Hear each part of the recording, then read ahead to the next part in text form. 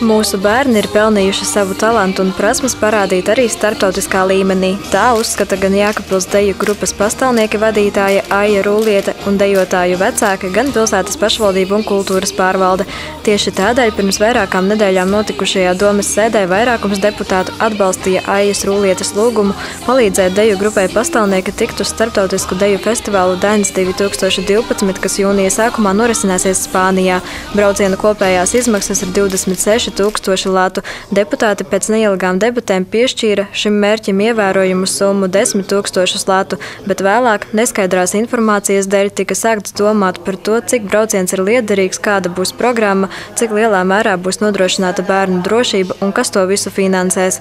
Lai rastu atbildes uz šiem jautājumiem, pastāvnieku vadītāja, bērnu vecāki, kultūras pārvalde un Jēkabpils pilsētas pašvaldības priekšsēdētājs Leonīds Salcevičs pulcējās uz sarunu Kruspils kultūras namā.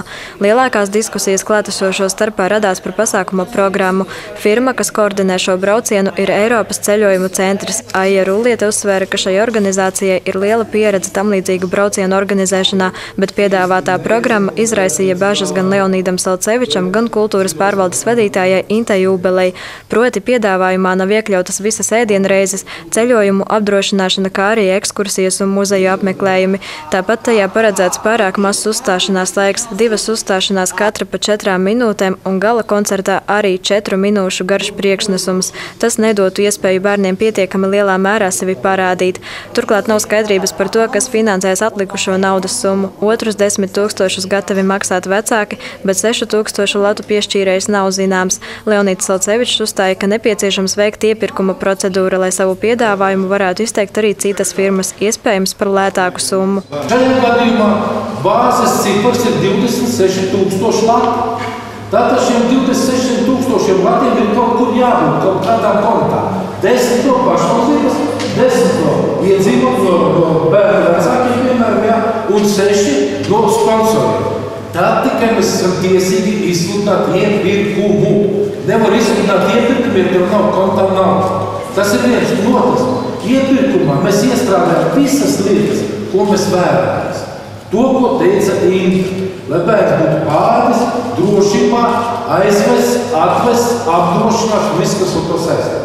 Šāda iepirkuma procedūra gan ievilktos, turklāt tad visai minētajai summai būtu jābūt savāktai ļoti īsā laikā. Ņemot vērā visus apstākļus, Leonīds Salcevičs izteica prognozi, ka Spānijas brauciens izgāzīsies. Tādēļ viņš ieteica padomāt par citiem festivāliem, uz kuriem varētu braukt bērni, un solīja, ka piešķirtā naudas summa 10 000, jebkurā gadījumā tiks atstāti pastāvniekiem. Izskanēja arī ideja, ka dome varētu piešķirt naudu tikai avio biļešu iegādei, neuzņemoties atbildību par pārējo ēdināšanu, dzīvošanu un apdrošināšanu. Tomēr pret šādu nedrošu plānu bija gan pats domes priekšsēdētājs, gan vairākums vecāku. Par to, kurp dejotāji dosies ar kādu firmu un par kādiem līdzekļiem, vēl nav zināms. 1. maijā no Eiropas ceļojuma centra tiek gaidīta pilna pasākuma programma, kura jāizvērtē vecākiem kopā ar deju kolektīva vadītāju. Viņu galīgo lēmumu par braucienu rakstiskā formā Leonīds Salcevičs gaidīs 3. maijā 9:30 no rīta. Sandra Peigļkāne, Vladimirs Boltans, Vidusdaugavas televīzija.